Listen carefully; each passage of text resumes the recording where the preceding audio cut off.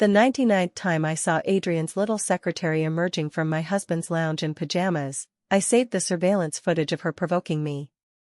My parents said, Adrian just made a mistake that all men in the world make.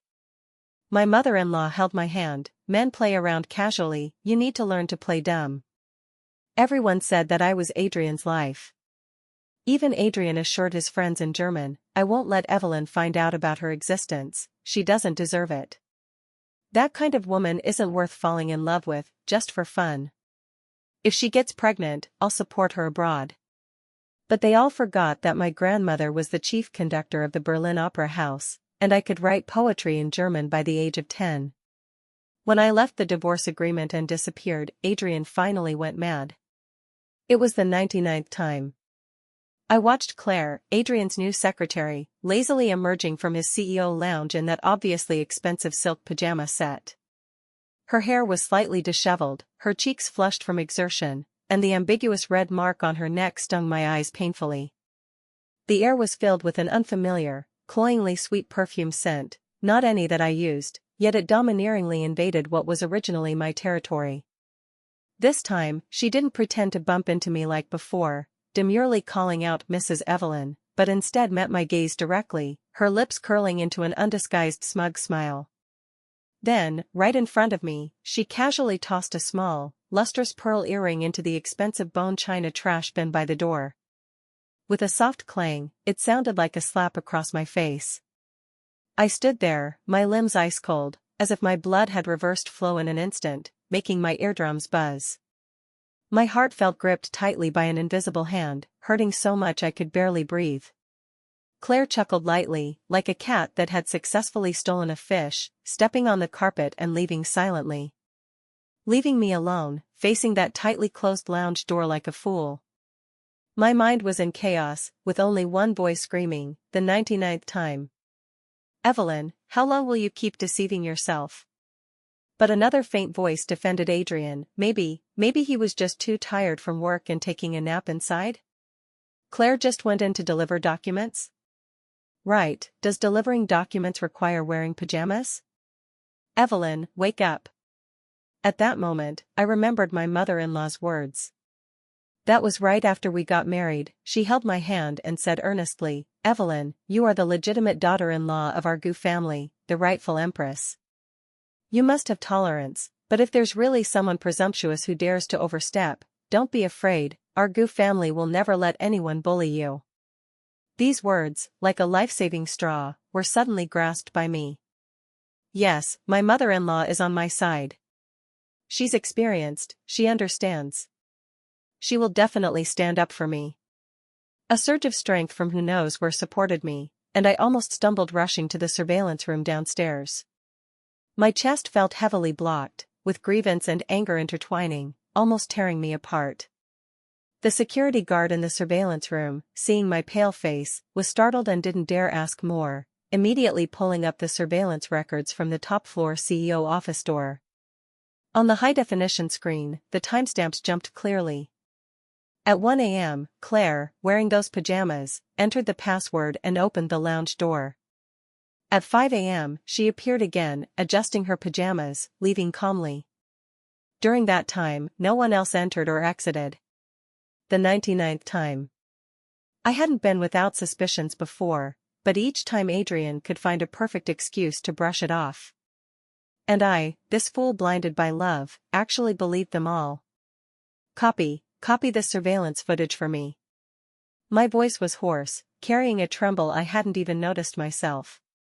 Getting that small USB drive, it felt like holding a red-hot iron, scorching my palm painfully, yet I gripped it tightly, as if it were my only weapon. Back in the empty villa, I locked myself in the room, watching that less than 10-second video over and over. Each viewing made my heart grow colder. I finally mustered the courage to call my mother-in-law. The moment the call connected, hearing her familiar voice, I could no longer hold back my grievances, sobbing incoherently, Mom. Claire the secretary, she came out of Adrian's lounge again, wearing pajamas. I have surveillance. I thought I would hear her anger, receive her comfort and support. There was silence on the other end for a few seconds, Then came my mother-in-law's voice with obvious dissatisfaction. Evelyn, I thought it was something major. Just for this? I was stunned. Adrian manages such a large group, you know how much work pressure he has. Having someone attentive by his side to serve him and relieve his stress, what's wrong with that? Your making a fuss makes you seem unreasonable, lacking the demeanor of a proper wife. I opened my mouth, but my throat felt blocked, unable to make any sound. Men, you know, socializing outside, casual flings are inevitable. As long as he has this home in his heart and remembers you're Mrs. Gu, that's enough, right? You're just too young, inexperienced. My mother-in-law's tone carried a habitual condescension. Listen to Mom, delete the surveillance, don't overthink. Men play around, you need to learn to play dumb. That's the way to last. Play dumb? Learn to play dumb? Looking at the darkening phone screen, those words were like ice-quenched needles, piercing my heart one by one, densely painful. So, what I thought was a life-saving straw was, from the beginning, the first straw to break me. The path of my first seek for help was thus personally blocked by the person I had pinned my highest hopes on. I originally didn't want to go to that family quarterly banquet. My mother-in-law's words were like a thorn stuck in my heart, not yet pulled out. But Adrian called personally, his tone unquestionable. Family banquet tonight, you must attend, don't make it hard for me. See, he always knows how to manipulate me.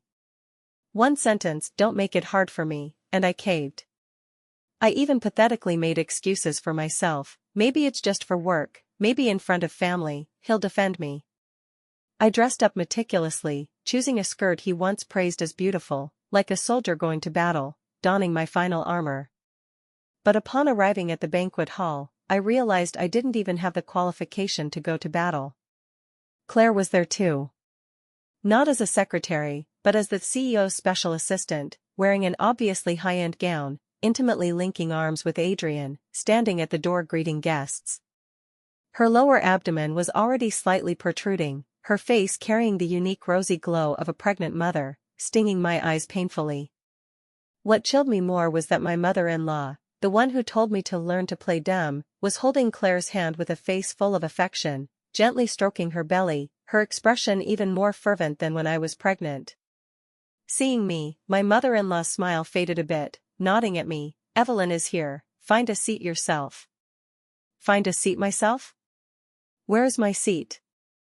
I blankly looked at Adrian, but he just glanced at me indifferently, his gaze falling back on Claire, with a gentleness I'd never seen. No, perhaps just a reward for a meritorious servant. Ultimately, I was arranged at the end of the long table, a position almost by the door. And the main seat next to Adrian, originally mine, was occupied by Claire.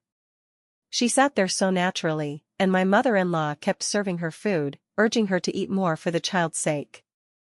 During the meal, everyone revolved around Claire, asking about her morning sickness, the baby's due date, discussing what to prepare. I was like an invisible person, sitting in the corner, the delicacies in front of me tasting like wax. Then, the incident happened. Claire accidentally knocked over the red wine glass by her hand, most of the deep red liquid spilling onto my light-colored skirt hem, quickly spreading a large stain. Oh no! Sister, sorry. Sorry. She exclaimed, fumbling to grab a napkin to wipe it for me, but her eyes were full of provocation. Since getting pregnant, my limbs are always weak, couldn't hold it steady.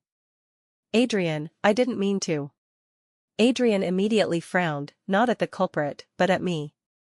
The reproach in his eyes pierced my heart like ice cones. Evelyn, he called me by full name, his tone impatient. Move aside, don't block Claire, let her handle it. Claire. He called her Claire. I stood there rigidly, the wet, cold skirt hem sticking to my skin, like my dignity, publicly stripped and trampled underfoot. None of the so-called family and relatives at the full table said a word for me. I even heard Adrian's sister, who always disliked me, let out a clear scoff. The surrounding subdued discussions buzzed into my ears like flies. Tisk, really unlucky, such a nice skirt. A hen that can't lay eggs, still occupying the nest without letting go, what face does she have to look sour? Claire the secretary is capable, getting pregnant with the golden grandson so quickly, a mother rises with her child. Look at her resentful wife look, lifeless all day, no wonder Adrian doesn't like her. I heard her family now relies on the Gu family, without the Gu family, she's nothing. Each word was like a blunt knife, sawing back and forth in my heart. The fear of gossip, I had only read about it in books before, now I know it can really kill. I stood there isolated and helpless, watching Adrian carefully pull Claire aside, draw out tissues, gently wipe her fingers that barely had a few drops of wine, whispering comfort to her, as if she was the one who suffered immense grievance. He occasionally glanced at me, his gaze holding only complete indifference and impatience, as if blaming my existence for ruining this harmonious scene. At that moment, I clearly heard something in my heart shatter. It was my last unrealistic fantasy about him, about this marriage. How the banquet ended, I don't know. How I returned to that cold, empty villa, I don't know. I only remember that Adrian didn't come back the whole night. And I, facing the woman in the mirror with a soiled skirt hem, pale face, and empty eyes, for the first time seriously pondered what this so-called Mrs. Evelyn really was, a ridiculous thing. That night, I don't know how I fell asleep, or perhaps I didn't sleep at all. At dawn, my eyes were swollen and painful, my chest felt pressed by a huge stone, unable to breathe. I thought Adrian would stay with Claire all along, after all, she got frightened and was pregnant with the golden grandson. But unexpectedly, past 11 p.m., I heard engine sounds downstairs. It was him returning. Footsteps sounded on the stairs, getting closer. I subconsciously closed my eyes, pretending to be asleep. I didn't want to face him, didn't know how to. The door was gently pushed open, he carried the slight chill of night dew and a faint alcohol scent, and that cloyingly sweet perfume smell I had become familiar with, belonging to Claire. This scent now made my stomach churn. He didn't turn on the light, just stood by the bed for a while. Then, I felt the mattress sink, he lay down. Unexpectedly, he reached out and pulled me into his arms. The action was somewhat stiff, but it was indeed a hug. Evelyn, his voice sounded above my head, with a deliberately softened gentleness that sounded ridiculously fake, last night, made you suffer. My body stiffened, unmoving. He sighed, his palm gently patting my back, like soothing a temperamental kitten. Claire is pregnant, her emotions are unstable, and she's delicate, let her have her way, don't stoop to her level. Claire. He called her Claire again.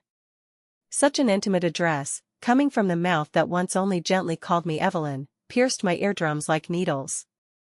You know, he paused, his tone becoming more sincere, the most important in my heart has always been you. She, and the child in her belly are just accidents. Once the child is born, I'll handle it, you'll always be Mrs. Evelyn. Mrs. Evelyn again. This title now sounded like a sarcastic shackle. Leaning in his arms, my body was warm, but my heart was ice cold. The lingering unfamiliar perfume on his shirt infiltrated my nostrils relentlessly, reminding me of last night's embarrassment, reminding me of Claire's existence. My heart was bleeding, each drop carrying humiliation and anger. Yet, pathetically, I found myself still craving this bit of false warmth. I desperately brainwashed myself, he just wants a child, he's just temporarily blinded by that bitch. Him coming back to comfort me now, doesn't that mean he still cares? His promise to handle it, isn't that protecting me from being more maliciously hurt by Claire and any forces behind her? He needs an heir, and I, married for years with no movement in my belly, is it really my body failing? Yes, it must be my problem. It's me who failed to give him a child, so he sought others.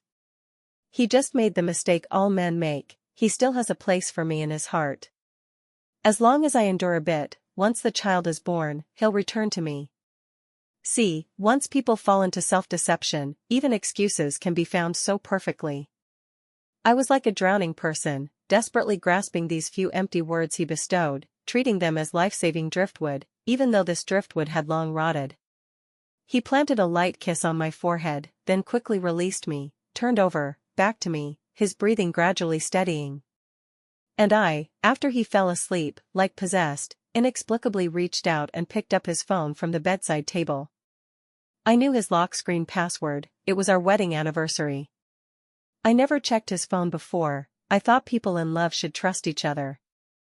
Thinking back now, it was naively ridiculous. The screen lit up. Without needing to unlock, a WeChat message popped up. The contact name was Claire. My heart sank suddenly. To be at the top of the contacts? The message read, Adrian, she hasn't made a fuss again, right? Calmed her down? Our baby says he misses daddy. Followed by a cute emoji. Claire. Our baby. Misses daddy. Each word was like a red-hot steel needle, fiercely piercing my eyes, stabbing into my heart. I stared fixedly at that contact name, at that message, my whole body's blood seeming to solidify in an instant. So, in his phone, her contact wasn't Claire, not secretary, but with a scheming symbol, very intimate Claire. So, those so-called comforts and promises earlier were just after dealing with her, conveniently dispatching me. Like scalded, I fiercely threw the phone back, my fingers trembling. That night, I kept my eyes open until dawn. Outside the window from pitch black to dawn's light, my heart sank into a bottomless abyss. My heart was repeatedly tortured by that unique contact and intimate message, bloody and mangled. So, I didn't even have the qualification for self-deception anymore. For several days after that, I was in a daze. Adrian seemed to think his comfort that night worked, returning to his usual indifference toward me, spending most time with Claire, occasionally coming home just to crash asleep. I wandered the villa like a ghost. My mother-in-law called a few times, overtly and covertly reminding me to be sensible, not to cause trouble for Adrian. I listened, neither refuting nor agreeing. Until that afternoon, Adrian brought several important German clients home to tour the wine cellar. This was his habit for business talks, to show taste and strength. The butler bustled about. I was also required to be present, playing the role of a gentle and proper hostess. I changed into an elegant cheongsam, barely mustering spirit. Looking at the forced smiling self in the mirror, I felt utterly unfamiliar.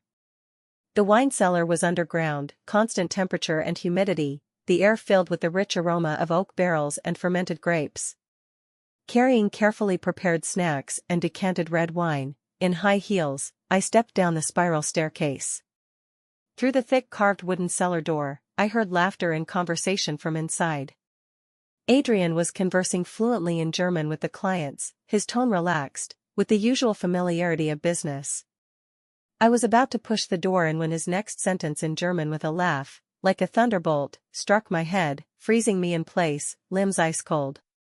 Oh, you mean Claire?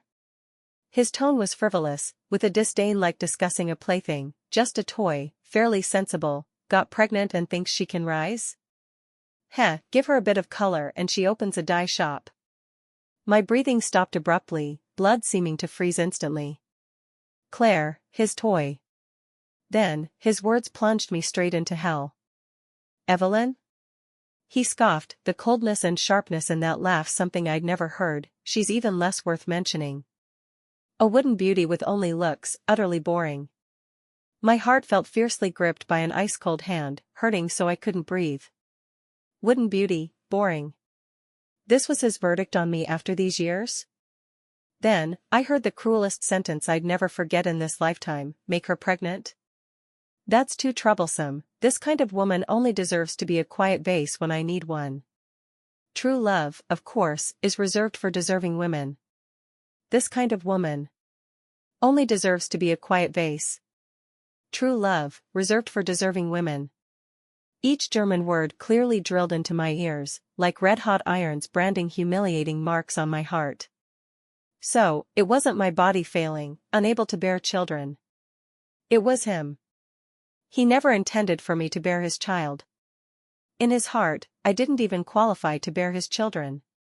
I was just an ornament, brought out to prop up appearances when needed, discarded aside when not. And that deserving woman, who is she? Claire? Or some other woman I don't know? The huge shock and humiliation made my vision blacken, the tray in my hands almost unsteady, wine glasses clinking softly. I bit my lower lip hard to avoid screaming or crying out in disgrace. At that moment, the cellar door was pulled open from inside. Adrian stood at the door. Seeing me, a flash of extreme surprise crossed his face, but was immediately replaced by a flawless mild mask. He calmly took the tray from my hands, even in front of the German clients, gently saying to me in Chinese, "You've worked hard, my Evelyn, let the servants do these."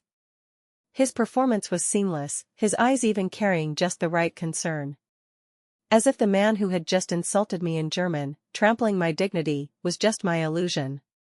The clients also smiled and nodded at me, praising Mrs. Evelyn for being thoughtful. Looking at his perfect profile, at him chatting and laughing with the clients, my stomach churned with nausea. This man, whom I loved for so many years, thought I could entrust my life to. What kind of strange and terrifying demon lived in his heart? I tried to twitch my lips into a smile, but found my facial muscles stiff and unresponsive. I could only lower my head, softly say, "Not hard, you chat." Turning to leave the cellar, each step felt like walking on knife edges. The laughter behind continued, German mixed with Chinese, now sounding like noise from another world. Back upstairs, I rushed into the bathroom, locked the door, finally unable to hold on, sliding down the cold tile wall to sit on the ground. Tears surged out without warning, but silently. I raised my hand, looking at the brilliant diamond ring on my ring finger. This was our wedding ring. He personally put it on me back then, vowing for life. Thinking now, how ironic. Only deserves to be a quiet vase. His words echoed repeatedly in my mind. With trembling hands, forcefully, bit by bit, I removed that ring from my finger. The ring stuck at the knuckle, a bit tight. I almost used brute force to remove it, the skin rubbed raw and painful. I clenched this ring symbolizing my ridiculous marriage tightly in my palm, the hard diamond pressing into the soft flesh, bringing sharp pain. But this pain was far less than 1/10,000th of what his words brought. Looking at the tear-streaked, disheveled woman in the mirror, for the first time I clearly realized, this home, this man, was never my harbor. And I couldn't go on like this anymore. The day after removing the ring, I deliberately got up late, intentionally avoiding the possibility of breakfast with Adrian. The bare finger felt unfamiliar, empty, and with it, my heart felt empty too. But I didn't expect my mother-in-law to come early. When I went downstairs, she was sitting at the head of the table, leisurely sipping bird's nest soup. Adrian was there too, looking at financial news on his tablet. Claire wasn't there, probably still sleeping or placed elsewhere by him. "Mom, you're here." I greeted softly, sitting next to her, subconsciously hiding my left hand under the table. My mother-in-law didn't even lift her eyelids, humming in response. Adrian, putting down the tablet, his gaze fell on me, and soon he frowned. "Where's your ring?" His voice carried obvious displeasure, like questioning why an item belonging to him was missing. My heart tightened, palms instantly sweating cold. Head lowered, not daring to look in his eyes, my voice almost inaudible, "It's a bit loose, afraid of losing it, sent for maintenance." This excuse was so lame even I didn't believe it. The ring was custom-made, how could the size easily loosen? My mother-in-law finally raised her head, her sharp gaze scraping like knives over my bare finger, her face immediately darkening. "Loose?" It was measured several times when customized. "Evelyn, not that Mom is saying, but is a wedding ring something you can casually remove? What does it look like if seen? People might think something's wrong with our Gu family." Her tone was full of reproach, as if I removed not a ring, but the Gu family's face. I pursed my lips, not daring to refute, my heart desolate. In their eyes, my feelings, my dignity, were less important than the Gu family's face. "Hurry and get it back," my mother-in-law commanded, unquestionable. At that moment, Claire's coquettish voice came from the staircase, "Adrian, Mom, good morning." Supporting her waist, she slowly walked over, naturally sitting in the chair next to Adrian. That position used to be mine. Seeing her, my mother-in-law's face immediately turned from gloomy to sunny, her tone softening. "Claire awake? Slept well last night? What do you want to eat? I'll have the kitchen make it." Adrian also temporarily ignored my ring issue, looking at Claire. Be careful, don't bump. Claire smiled sweetly, then as if just noticing me, feigned surprise, sister is here too. Her gaze swept over my hand under the table, lips curling almost imperceptibly, then turning to Adrian, her voice softening more. Adrian, I saw a baby crib yesterday, from that famous German brand, pure handmade. The clerk said parents need to go to the store together, measure and customize based on the baby's situation. It's good for the baby's spine. Saying this, she stroked her slightly protruding abdomen, face glowing with maternity. Adrian nodded almost without hesitation. Okay, I have no important plans this afternoon, I'll go with you. He didn't even glance at me, as if I didn't exist. Parents going together to customize a baby crib, what a warm scene. And I, the legitimate wife, was scolded even for such a lame excuse as the ring being loose. Nails dug deep into my palm, that wedding ring clenched in my hand, hidden in my pocket, pressing more painfully. They happily discussed the crib style, color, what other baby supplies to prepare. I was like a redundant backdrop, eating breakfast tastelessly, every minute and second torture. After breakfast, Adrian indeed went out with Claire. My mother-in-law instructed me a few more words about the ring and left. The vast villa was left with just me again. I opened my phone, wanting something to distract me, but was stung by pushed local gossip news. Someone unknown posted online the embarrassing photo from that banquet of my skirt splashed with red wine, standing isolated and helpless. The photographer's angle was tricky, capturing my blank and helpless face clearly, while Adrian and Claire beside looked glamorous. The topics were even more glaring. Mrs. Evelyn exists in name only, true portrait of a abandoned wealthy wife, legitimate wife can't fight pregnant secretary. The comments below were even more vicious. My God, this original wife is so miserable, slapped in public. Miserable what? Occupying the pit without shitting, can't give birth herself and won't yield. Exactly, look at her lifeless appearance, which man would like that? Claire the secretary has skills, rising with her child, awesome. Heard Adrian pampers this secretary, gives whatever she wants, that's true love. Original wife hurry and yield consciously, don't humiliate yourself. If I were her, I'd have divorced and taken money long ago, why cling? Thick-skinned. Sentence after sentence of sarcasm, ridicule, even abuse, like countless poison arrows shooting at me through the screen. My hand holding the phone trembled badly, tears swirling in my eyes, but stubbornly refusing to fall. So, in outsiders' eyes, I was already such a pitiful yet hateful figure. In the afternoon, Adrian's sister, my sister-in-law Vivian, came. She always clashed with me, thinking my ordinary background unworthy of her brother. As soon as she entered, she looked me up and down, her gaze finally on my empty finger, face showing an exaggerated surprise. Yo, sister-in-law, where's that big diamond ring my brother gave you? Why removed? Couldn't be my brother took it back to give to someone else? I ignored her, turning to go upstairs. But she followed, saying sarcastically, sister-in-law, not that I'm saying, but think openly. My brother's such an excellent man, having a few women outside is normal, right? Look at that Claire secretary, just relying on the goods in her belly. But as long as my brother's heart isn't with you, at least you have the title of Mrs. Gu, living in luxury, how many women beg for that? She patted my shoulder, tone with a bestowing comfort, be good, don't make trouble, be obedient as your Mrs. Evelyn, you won't lack benefits. If you really flip out, think about your maternal family. I didn't hear her later words clearly, just felt a violent churn in my stomach, nauseous almost vomiting. I rushed into the bathroom, closed the door, dry heaving over the toilet for a long time, but nothing came out, only uncontrollable tears surging. Everyone told me to endure, to accept fate. Mother-in-law, husband, sister-in-law, even those unseen netizens.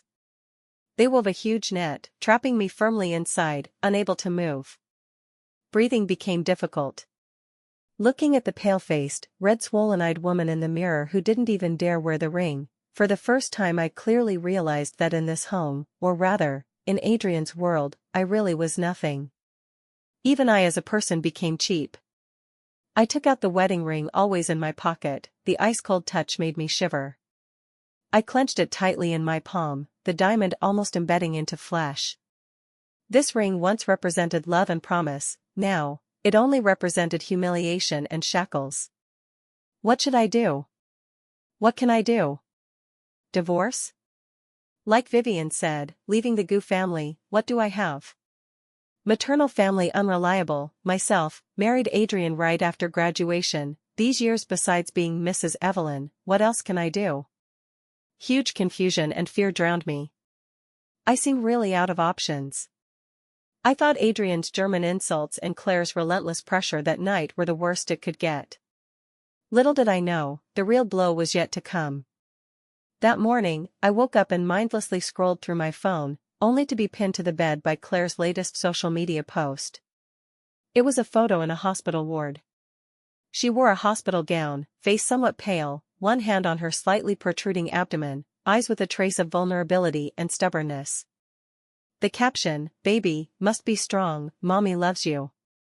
No matter how hard, mommy will protect you." No names mentioned, but associated hot search topics were Mrs. Evelyn forcing the palace, Claire suspected pressured leading to unstable pregnancy. Public opinion exploded instantly. Everyone guessed it was me, the jealous legitimate wife, unable to tolerate the pregnant mistress, using means, almost harming the Gu family's golden grandson. My mind buzzed, blank. When did I force her? I hadn't even spoken to her much. Before I could react, the bedroom door was banged open. Adrian rushed in like a gale, face ashen, eyes with terrifying rage, striding to the bed, grabbing my wrist with force almost crushing my bones. "Evelyn!" He almost roared, voice distorted by anger, "Have I indulged you too much? Huh? What did I tell you? Be obedient. Don't cause trouble. You dare move against her and the child behind my back?" The sharp pain in my wrist woke me instantly, also igniting the long-suppressed grievance and anger in my heart. I didn't.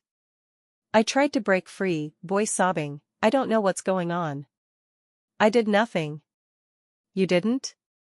He flung my hand away, pointing at my phone screen, eyes like wanting to devour me. "Then what's this photo? What's the hot search?" "Claire is in hospital preserving the fetus. Doctor said she was stimulated. Besides you, who would stimulate her? She's lying. She's acting." I trembled with anger. "I don't even know which hospital she's in. How could I stimulate her?" "Enough."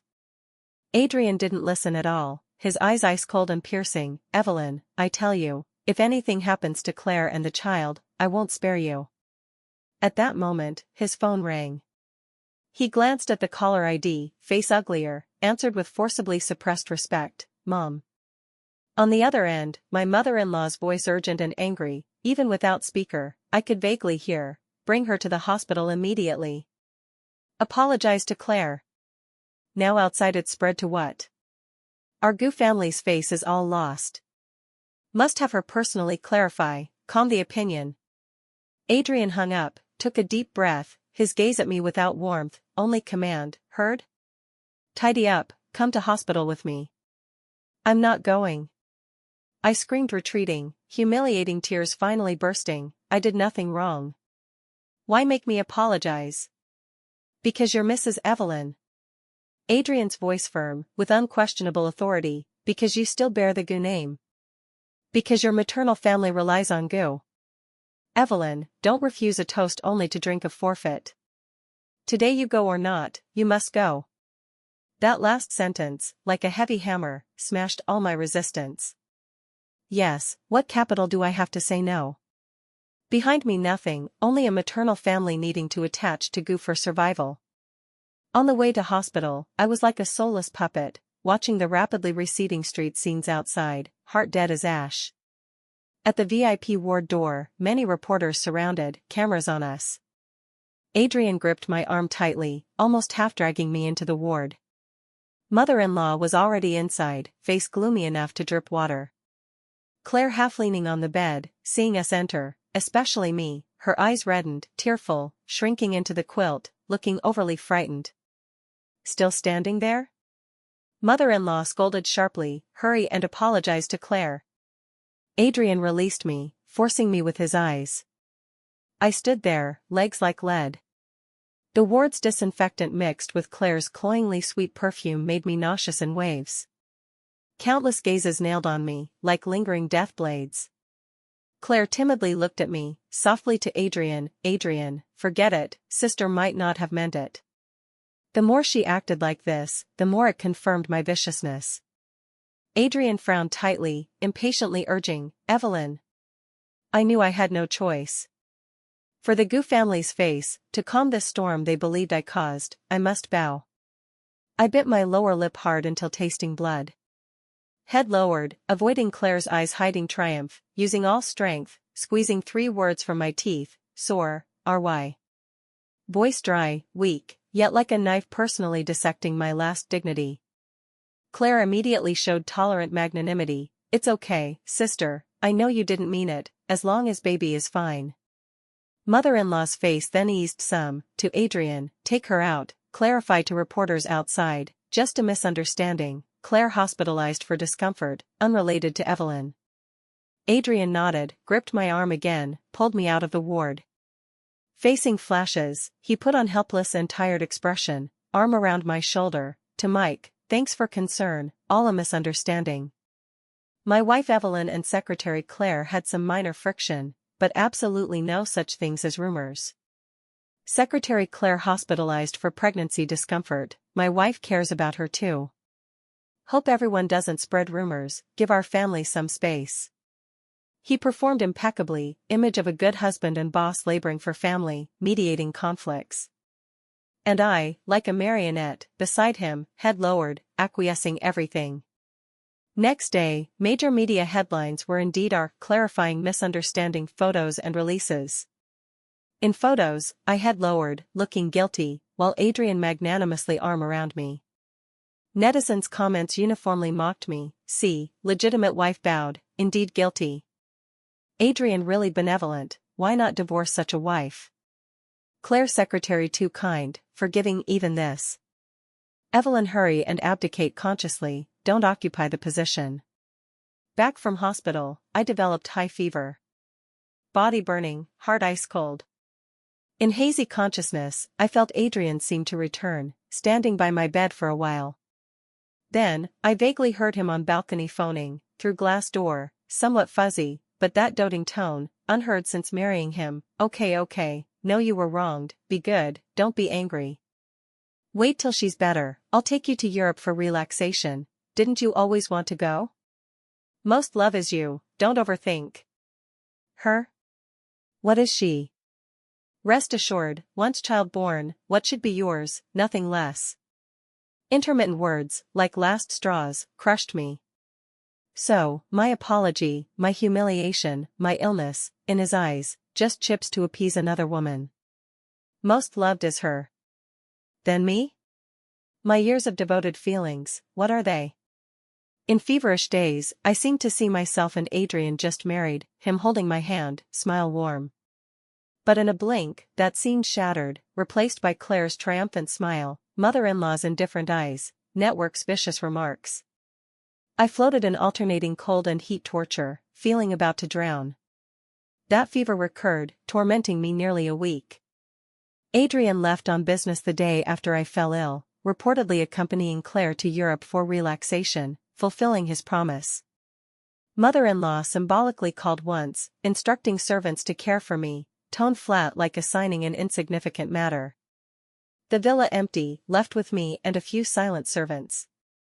Daily facing ceiling, smelling faint medicine in room, I felt like a slowly decaying corpse. When illness improved a bit, could get out of bed, an indescribable loneliness and despair gripped me. I missed home. Not this cold, humiliation-filled villa, but the home I grew up in. I missed my parents. Even if they nagged sometimes, it was genuine care. Dragging my still weak body, I had the driver send me back to maternal home. Seeing me return, Mom obviously stunned, then piled on smile, hurriedly pulling me in, "Evelyn back? Why so pale? Quick sit and rest." Dad came out from study, seeing me, frowned, "Why back alone?" Where's Adrian? Hearing this name, my chest ached. Sitting on familiar sofa, looking at parents' concerned faces, all accumulated grievances, pain, helplessness from this time burst forth. Choking, intermittently recounting Adrian's betrayal, Claire's provocation, mother-in-law's indifference, and that public apology sweeping my dignity. I said I couldn't hold on, this marriage like a cage, suffocating me. I thought I'd get comfort, support, even just a few caring words. But after listening, Mom's smile disappeared, replaced by a complex, anxious expression.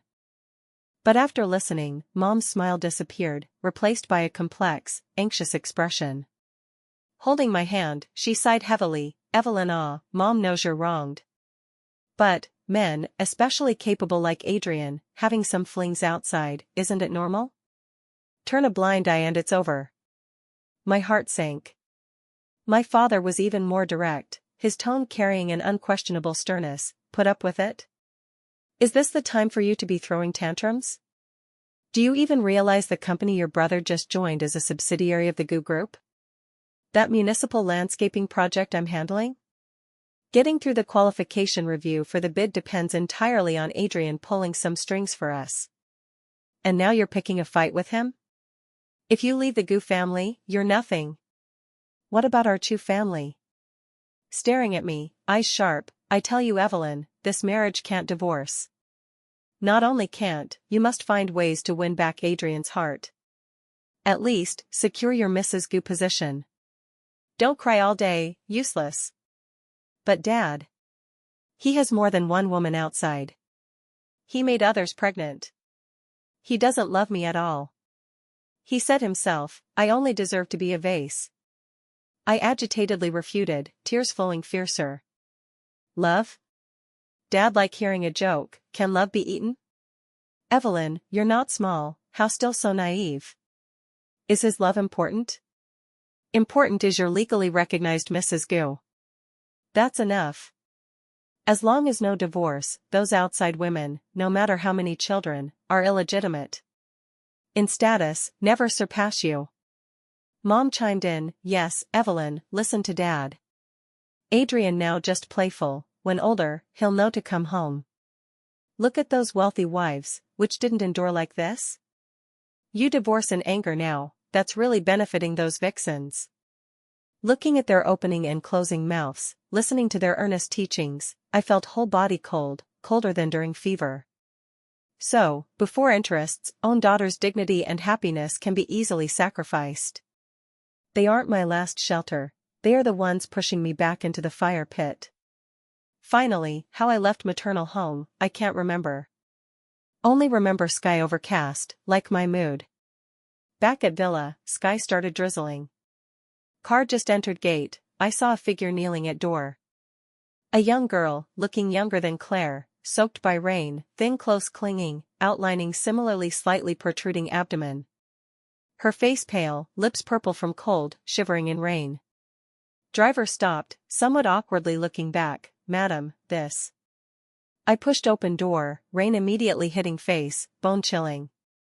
The girl seeing me, like seeing savior, nail crawling over, hugging my leg, voice shrill crying, Mrs. Evelyn. Please. Please give a way to live. I'm pregnant with Adrian's child, 5 months, can't abort. He said as long as I'm obedient, he'll give money to settle, but now he ignores me. My family doesn't want me. Please have mercy, let me give birth. I don't want status, nothing, just a way for the child. She cried heartrending, rain and tears mixed, looking extremely pitiful. But looking at her, another girl whose life ruined by Adrian, my heart couldn't muster sympathy, only endless desolation and absurdity. See, Evelyn, this is the man you married. What are you still expecting? At that moment, Villa's bodyguards rushed out, 2 burly men, without pity, roughly pulling the girl from my leg, dragging her like a sack to the gate. Let go. Mrs. Evelyn. Please. Save my child. The girl's cries sounded especially miserable in the rain curtain. Bodyguards dragged while cursing, scram. Don't you see what place this is? Dare harass madam again, break your legs. The whole process happened fast, I couldn't even react, only watching the girl dragged away, disappearing in rain, leaving ground struggle marks and faint cry echoes. I stood in place, rain wetting my hair and clothes, cold seeping into skin, straight to heart. Next day, this video of Mrs. Evelyn forces pregnant woman to death, bodyguard street violence was posted online by someone intentional. Angle deliberate, only capturing girl kneeling crying, me standing indifferently, and bodyguards roughly dragging, with sensational title, I was pushed to the forefront again. This time, curses more surging. I became a snake-hearted, not sparing even pregnant women vicious original wife. No one explored who the girl was, her relation to Adrian, all cursed me to bad death. Evening, Adrian returned, with travel dust and obvious impatience. Seeing me, he frowned, tone irritable, that woman's matter, I handled. In future such irrelevant people, directly have bodyguards drive away, don't dirty the place, 'cause trouble. That woman he said referred to the pregnant woman kneeling in rain begging me. Looking at him, suddenly felt ridiculous. His romantic debts, but all dirty water splashed on me. He seemed to see my mood off, rarely softened tone, walked to me, tried to arm my shoulder, dodged by me. He paused, put on earnest tone, Evelyn, see, these outside women, all greedy, after our goo money. Only you different, you're the most worry-free for me. Looking at me, eyes with almost bestowing affirmation, as long as you're good, no noise no trouble, obedient, the madam position forever yours. What should give you, nothing less. Good, no noise no trouble, obedient, forever Mrs. Evelyn. Looking at his matter-of-fact face, listening to his blatantly scummy words, my stomach churned, nauseous wanting to vomit. I turned, no longer looking at him, silently went upstairs. Back in bedroom, I opened the long untouched jewelry box, inside lay the removed wedding ring, on velvet pad, emitting cold and ironic luster. I reached out, fingertips trembling, ultimately picked it up. Cold touch spread from fingertips to whole body. I didn't put it back on hand, but slowly placed it back in box. Snap soft sound, lid closed. Not forgiveness, nor compromise. But complete despair. Looking at window's unending rain curtain, as if seeing my heart, fallen into that muddy filth, trampled over and over, no longer recognizable. Even the last faint spark desiring salvation was thoroughly extinguished by this cold reality. My birthday arrived in a nearly numb calm. I almost forgot the date myself, until Adrian returned the night before, in a notifying not discussing tone, tomorrow your birthday, I booked hotel spot, evening banquet, prepare. I had no reaction, just nodded. Prepare? What do I need to prepare? Just another play where he needs Mrs. Evelyn to appear. Birthday evening, servant brought a brand new high-end gown and a set of dazzling diamond jewelry. Looking at meticulously dressed self in mirror, makeup exquisite, gown fitting, jewelry shining, like a soulless pretty doll. Banquet hall luxurious like palace, almost all city dignitaries arrived. Lights brilliant, fragrances and shadows, everyone with proper yet false smiles. Arm linked with Adrian, shuttling through crowd, accepting true or false blessings. He performed impeccably, holding my hand tightly throughout, gaze at me gentle and lingering, showing all our loving couple image. I cooperated, lips maintaining just right arc, heart barren. Banquet climax was Adrian holding my hand to stage center. Spotlights on us, he took mic from MC, gazing affectionately at me. Today is my wife Evelyn's birthday. His voice spread through speakers across hall, low and magnetic. Taking this chance, I want to say a few words to her. Stage below instantly quiet, all gazes focused on us. Evelyn, married to me these years, you've paid a lot for this home. His tone sincere, with subtle guilt, I know, recently many rumors outside made you suffer. I drooped my eyes, looking at reflective floor, sneering inside. Suffer? More than suffer. But, I want here, in front of all relatives and friends, solemnly tell you, and all, he paused, gaze sweeping field, finally back on my face, tone firm, no matter past, present, or future, my Adrian's wife is only Evelyn. She forever my only Mrs. Evelyn. Words just fallen, he magically took out velvet box, opened, inside a flowing blue sapphire necklace, obviously priceless. Below exploded warm applause and envious exclamations. Flashes lit up, recording this touching scene. Wow. Adrian so romantic. Mrs. Evelyn so happy. This is true love. Those rumors self-destruct. He personally put necklace on my neck, cool gems on skin, giving me goosebumps. He leaned, planted light kiss on my forehead. Applause more enthusiastic. I like puppet endured all, even at his cue, showed moved smile to below. Only I knew how stiff, how false this smile. Cake cutting segment arrived. Huge multi-layer cake pushed up, Adrian and I stood before cake, holding knife, preparing to cut. At that moment, hall side door pushed open, small commotion. Claire came. Not alone. Holding infant wrapped in exquisite swaddle, beside two nanny-like people. Wearing champagne gown, though shortly postpartum, figure recovered well, face with bright proper smile, straight toward us. What chilled me more, my mother-in-law followed Claire, face affectionate looking at child in her arms. Whole atmosphere instantly subtle. Whispers arose, all gazes patrolling between us three. Claire to mother-in-law's side, mother-in-law naturally reached, took child from her arms, skillfully holding, head down teasing, face blooming smile, muttering, "Io, grandma's good grandson, so spirited today." Adrian's smile stiffened momentarily, but quickly natural, he didn't even look at me and Claire, gaze on child, tone mild, "Mom, why bring baby? Many people here, don't scare him." Mother-in-law head not lifted, afraid what? My grandson will inherit family business, better see such scenes early.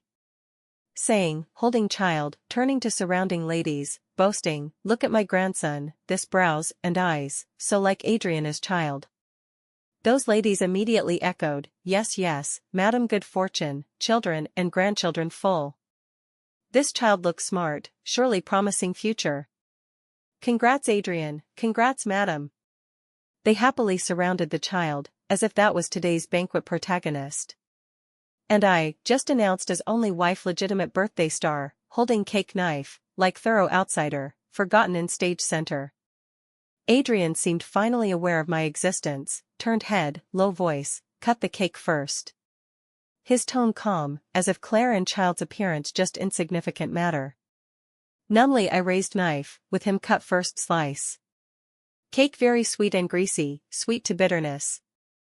After ceremony, I excused to touch up makeup, escaped that suffocating liveliness, hid in restroom. Closed cubicle door, leaned on cold panel, gasping, trying to calm the humiliation and anger almost bursting chest. Outside came footsteps and several young socialites chatter, obviously also touching up. "TSK, saw? Just now really spectacular. Who says no? Legitimate wife birthday, mistress brings son to crash, mother-in-law personally escorting, haha. That Evelyn really endures, no outburst? If me, long smashed cake on that dog couple's faces. Endure? Not endure what? Leave Goo how live? Her maternal family relies on Goo. Yes, no child no career, divorced she's fart nothing. Better obediently be ornament, at least luxury life. I heard, Adrian outside not just Claire, several pregnant, just this one born first. Really, cast wide net, catch more fish. TSK, really chaotic. But that Evelyn deserves it, who let her incapable of tying man. Their voices faded, restroom quiet again. I slowly walked to sink, looking at mirror's exquisite makeup, wearing expensive sapphire necklace, yet pale face, empty-eyed woman. This is me. Evelyn. Adrian's only wife. I reached, gently touched the cold sapphire on neck, then slowly raised head, to the pitiful woman in mirror, twitched lips. In voice only I could hear, clearly, word by word, in German repeating Adrian's wine cellar words, "This kind of woman, only deserves to be a quiet vase when I need." The woman in mirror also smiled at me. That smile, twisted, cold, uglier than crying 1,000 times. Nails dug deep into palm, leaving crescent blood marks. Enough. Really enough. Birthday banquet's grand humiliation, like last straw, broke the already overburdened camel in my heart. I didn't cry, didn't make scene, not even extra emotion shown. I just became more silent, like ghost wandering villa. Adrian seemed satisfied with my obedience, thinking I finally figured out, accepted reality. He came home less, occasionally back just hasty change clothes or take things, gaze at me with bestowing relief, like rewarding a dog finally learned to guard home, no more random barking. I lazy to guess his thoughts, completely no more fantasies about him. My heart dead, but my mind, after extreme pain and despair, fell into terrifying calm. I started thinking retreat. Or rather, a way to leave retaining last bit of decency. I can't leave with nothing, can't let Adrian, Goo family, those watching jokes think I'm pitiful worm swept out. But first, I need more. Need evidence, understand how much Adrian hid, know what this Mrs. Evelyn legally can still have. Adrian has habit, like scanning important files, company or personal, archived in encrypted folder on study computer. He thought safe, because never let me in study, confident password unbreakable. But he forgot, or didn't care, just married, he obsessed with game needing complex passwords, complained hard to remember. It was me who designed set based on our anniversaries and names combination password rules. Then he thought me smart, smiled kissing me, said I'm his virtuous help. How ironic. I chose afternoon. He accompanied Claire and child to hospital for routine check, servants busy downstairs. Deep breath, first time, pushed open that door symbolizing power and taboo study. Study large, decor cold hard modern, like him, seemingly orderly, inside hiding ugliness. His dedicated high-config computer on huge desk. I pressed power, heart pounding in chest. Password interface popped, recalling long-forgotten rules, trying combining his birthday, mine, wedding anniversary, our names abbreviations. First, wrong. Second, wrong. Cold sweat soaked back. Forced calm, tried again, added his mother's birthday, and his first successful entrepreneurship date. Enter. Screen flickered, entered. That moment, no thrill of intruding forbidden, only bone-deep desolation. See, Evelyn, you know him so well, yet he treats you as casually manipulated doll. I quickly found that labeled private, encrypted folder. Again similar password rules, indeed opened. Inside content made my blood gradually cold, finally solidify. Not one file, dozens subfolders named after people. Trembling hand, opened first, Claire. Inside not only her details, contact, but pregnancy report, property gift agreement scan, and large transfer records. Note, successful birth, reward XX million, settled at XX place. I opened second, third, 10th. Lulu, Xiaowen, Anchi, unfamiliar names, corresponding young pretty photos, and almost identical files, identity info, pregnancy reports, settlement locations across domestic and international cities, hush money amounts. Like masochist, opened one by one, looking at girls' youthful faces, their protruding abdomens, Adrian weaving cages with money for them and unborn children. So, Claire not first, nor last. I was just in his vast breeding plan, the blinded one used to stabilize rear and facade empress. Finally, my gaze fell on folder named Evelyn. My heartbeat almost stopped. Opened. Inside only 2 files. First, my physical report. Date last year. He thoughtfully arranged full check. Report conclusion clear, all indicators normal, reproductive system intact, capable of normal conception. Normal, intact. So, infertility was always his deception to manipulate me, make me unable to lift head before him and family.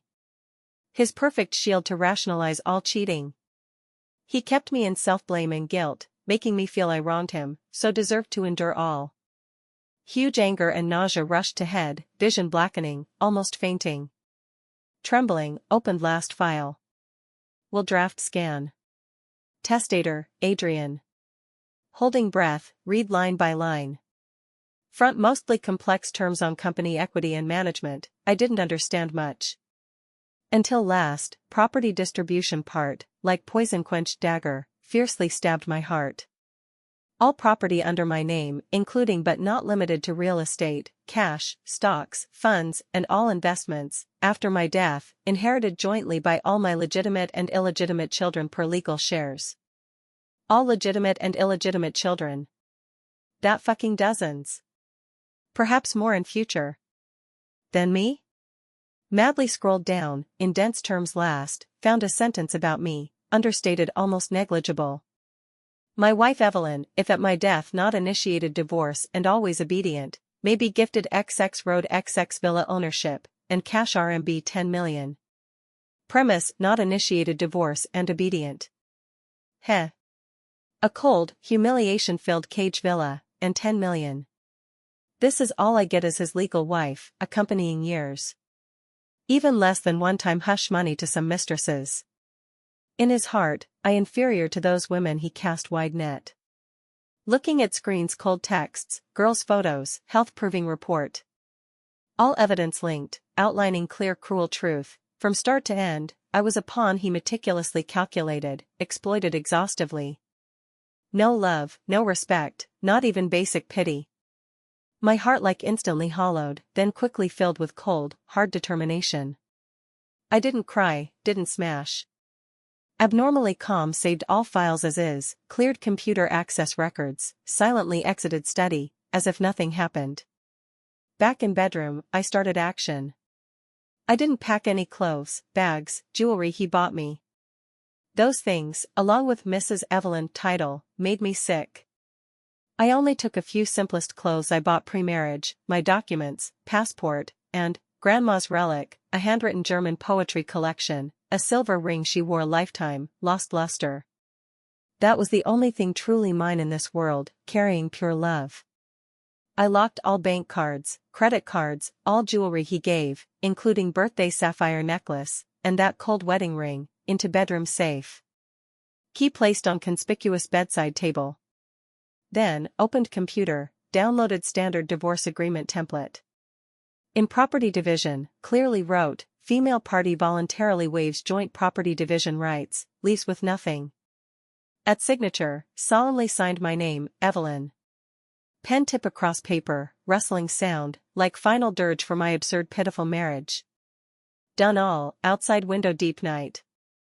Adrian not back, presumably accompanying Claire and child, enjoying family joy. I last surveyed this home I lived years. Luxurious, exquisite, yet cold without warmth. Here never truly belonged to me. No lingering attachment. Picking simple bag with my few personal items, deep breath, pushed open heavy villa door, stepped into deep night. No looking back. Leaving that golden cage, I didn't go anywhere acquaintances know. With only remaining, previously saved pocket money, in a remote town far from city, almost unfindable on map, rented cheapest shabby room. Walls mottled, furniture worn, nights here rats running in ceiling interlayer, but this instead gave me distorted sense of security. At least, here real, dirty, dilapidated, but real. First days, like drained all strength, most time curled on cold plank bed, looking at gray sky outside, no eat no drink, not feeling hungry. Mind repeatedly replaying those surveillance scenes, banquet humiliation, hospital apology, study computer shocking files, like endless nightmare. Then, struggling up, with last money, bought cheapest second-hand laptop and anonymous internet card.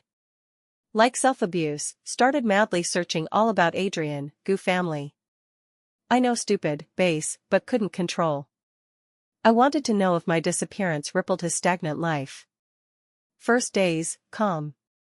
Goo group stock steady, finance news occasionally Adrian attending business activity reports, suited, high-spirited.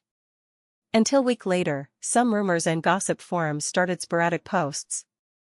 Shock. Goo CEO wife suspected runaway. Wealthy secret, Empress intolerable, angrily leaves? 2 days later, news seemed confirmed. Adrian's sister Vivian, who disliked me, at socialite gathering, unintentionally complained to Bestie, my sister-in-law, really more spoiled.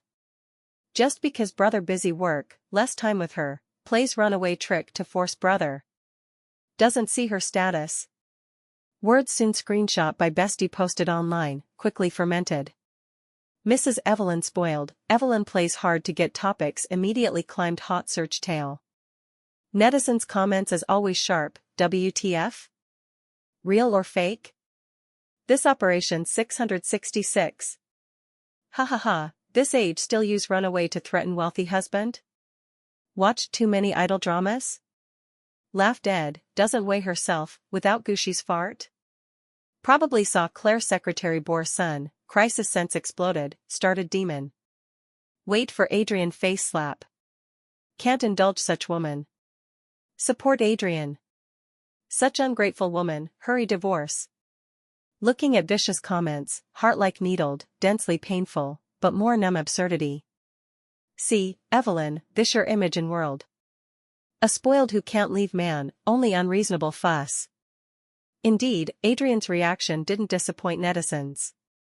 He first instructed GU PR to release ultra-official statement, CEO wife recently unwell, recuperating outside, thanks concern, please don't disturb. Trying understated suppress opinion. Privately, per a distant relative I once helped, now made at GU old house, secretly told me, he was furious. He tore my left divorce agreement to shreds, smashed several antique vases in bedroom, roaring at subordinates, Find her back for me. Really rebelled. Who gave her guts? He certain this my play hard to get trick, believed I can't leave his luxurious life, can't endure outside hardship, soon slip back ashamed, kneel begging forgiveness. He didn't even personally search, just sent a few subordinates, symbolically asked at maternal home and few friends, no clues, then seemed to throw matter behind. Because media soon captured new explosive scenes. Adrian with new beauty pageant champion, in out high-end hotel, dining intimately. Paparazzi titles highly guiding, Adrian with new love relaxes, suspected out of spoiled wife's shadow. In interview, reporter boldly asked about me, Adrian to lens, showed just right tired worried expression, acting like Oscar, Evelyn she, perhaps recent high pressure, some postpartum depression, needs personal space. I'll respect her, wait for her back. Hope everyone give us private space, don't disturb much. Words shaped him as tolerant, affectionate, yet ruthlessly abandoned by depressed wife pitiful husband. Whole net boiled again, one-sided sympathize him, curse me ungrateful, cold-blooded, depressed yet fussy, don't want such good husband. Adrian too pitiful. Stuck with such wife. Evelyn hurry die. Don't drag Adrian. Seems really depressed, brain unclear. Hope Adrian don't want her anymore, such woman unworthy. Looking at his hypocritical face on screen, listening to his affectionate lies, stomach churned. He even while searching me, could linger in flowers, perfectly pushing all faults to my depression. How perfect PR, how cold man. More ridiculous, after another socializing drunk late night, my old phone number received voice message. It was him. Voice with drunk hoarseness and heavy impatience, trace bestowing, Evelyn, played enough come back. Don't refuse toast drink forfeit. I can pretend nothing happened, Mrs. Gu position still for you. Don't challenge my patience. Tone command, notification, as if my leaving just ignorant child tantrum, and he the magnanimous savior giving chance to repent. Listening to repeatedly played message, looking at screen photo him hugging new love, suddenly couldn't help laughing breathlessly, tears from laughter. See, Evelyn, this the man you loved years. He doesn't understand respect, love. Only knows possession and control. He thinks I'm still that come when called go when waved, forever waiting fool. He doesn't know, or doesn't care, his insulting German, those cold files, long killed that silly loving Evelyn. I shut computer, pulled internet card, snapped it, threw in trash. Town night extra quiet, could hear distant dog barks. Lying on hard plank bed, eyes open, looking at ceiling rain leak stains. I know my disappearance, for him, already ended. He performed his affection and magnanimity, vented his anger and impatience. And my hell just beginning.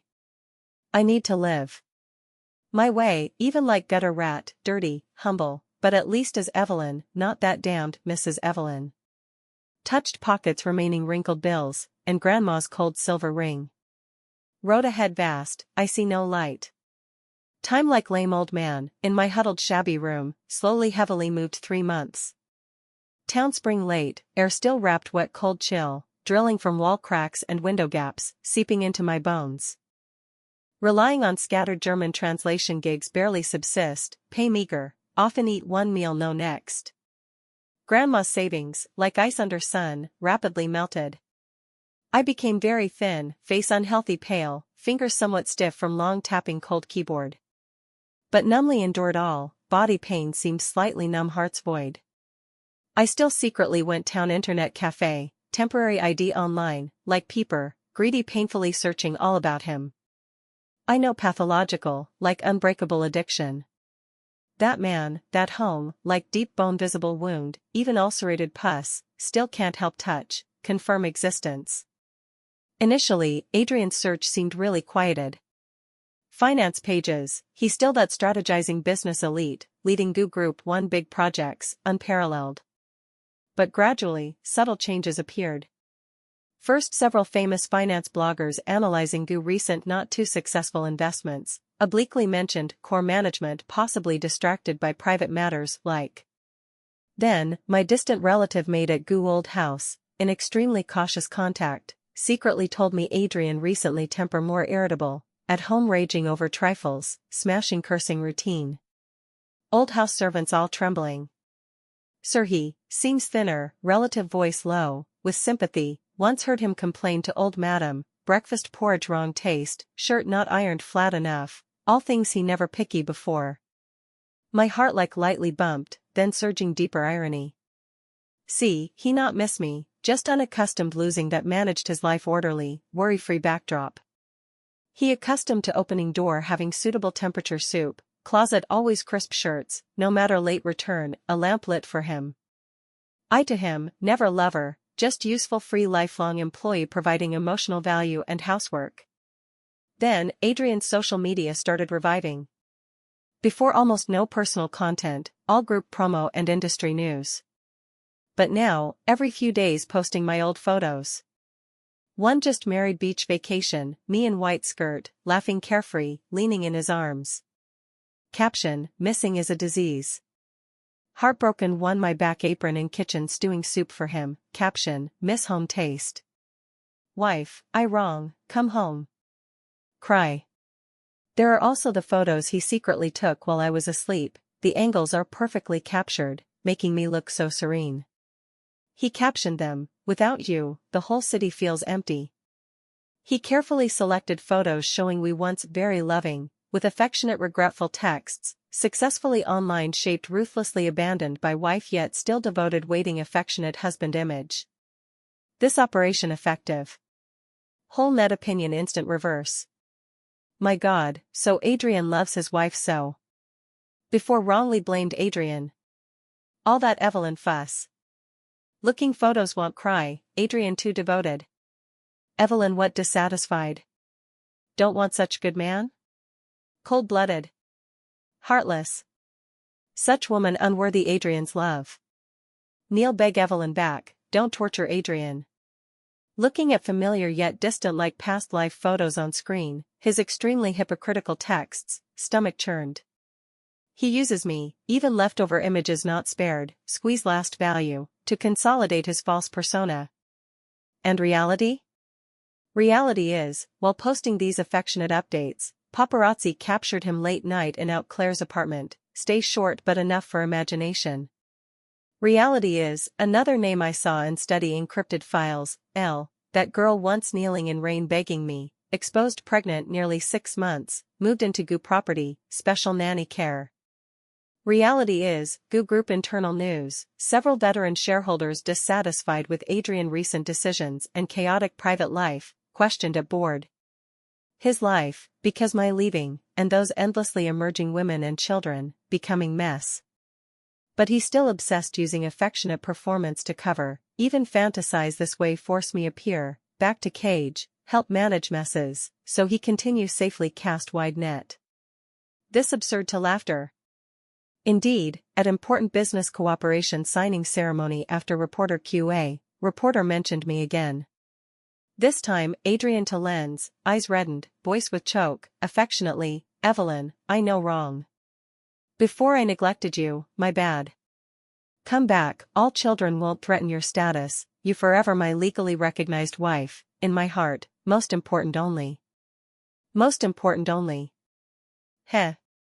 If he stood before me now, I'd smash this sentence back in German unchanged. Ask him, wine cellar only vase woman, and now most important only, which is true words. That night, his affectionate confession, swept hot search again, moved countless netizens. However, face slap came fast. Before midnight, famous paparazzi released bombshell, 9-grid HD photos, Adrian drunk in high-end club, close hot dancing with several spicy dressed young girls, actions ambiguous. Timestamp showed, just 3 hours after his only confession. Opinion uproar. Though diehard fans whitewashed, saying emotional wound too heavy, drowned sorrows, but more doubts appeared. This, just said only then club dancing? Acting school Adrian. Almost fooled. Seems Evelyn left for reason. Elite circle chaotic, pity Evelyn 1 second. Looking at this sharp turn plot, heart no glee. Only deep, bone-soaking fatigue and desolation. This man, he's hopeless. He lives in self-woven lies and desires, performing affection while indulging beastly. He doesn't understand love, unworthy of it. My disappearance perhaps made him feel slight inconvenience and out-of-control annoyance, but never awakened him. He's just continuing his selfish ugly performance in another more ridiculous way. I shut the internet cafe's sweat and smoke-smelling computer, walked out that filthy glass door. Town night wind cold, blowing on my thin clothes, making me shiver. Looking up at pitch-black sky, no stars, only thick suffocating clouds. Adrian still acting his play, while my suffering real bone engraving. Touched my somewhat aching hungry stomach, clenched pockets thin sheets, just settled translation fee. Live on. Like weed, even humble, dirty, must live. This my only can do, to him, to that past, most silent, most desperate resistance. I know come back. Not like those satisfying novels, dormant years, return with thunder, step scum man bitch underfoot, seize back mine. I can't. I'm just Evelyn, a caged wasted, useless except German canary. Broken wings, fallen into mud, no strength to flap. Still live in that drafty shabby room, relying meager unstable translation income linger. Money always short, hunger routine. Sometimes to save meal money, whole day only drink hot water, lie on bed, rely recalling, no, rely repeatedly chewing those humiliations and pains to distract. Became very thin, eyes sunken, skin rough, 20s age, look like weathered woman. Town people look with curiosity and pity, don't know past, just think unfortunate, mentally abnormal pitiful woman. Almost cut off external contact, except that second-hand laptop. It's my only window to outside, also shackle dragging me into endless abyss. Like addict, uncontrollably daily search all about Adrian. Saw how he scrambled coping with endlessly emerging lovers and children. Claire after bearing son, didn't rise as wished, instead relying crown prince mother identity frequently demon, demand excessively, finally thoroughly annoyed Adrian. She forcibly sent to foreign remote island, called recuperate, actually house arrest, son left with goo, given to mother-in-law raise. Person and wealth empty, said her mental not normal. Really, deserves. But I can't laugh. Saw that L girl, and 2 other unknown name women, successively bore children. Adrian weary coping these women jealousy and demand support fee farces, company performance obviously affected by his chaotic private life and decision errors, stock fluctuate, shareholders complain. Saw he still every few days post my old photos on social, with missing sickness texts, even at business event, holding him and Claire's son, to lens red-eyed, if child's mom was Evelyn good, we surely very happy. Hypocritical to nausea. Also saw netizens' attitudes flip. Some start sympathize me, think leaving right, some curse him hypocritical scum, But still many think me just unlucky, or mock me stupid, abandon luxury, run out suffer this. These voices, like tides clamoring in mind, but can't drown Adrian's face, those words. Only deserves quiet vase. Just for fun. True love reserved for deserving. She's less worth mentioning. These words, like vicious curses, echo day night in ears.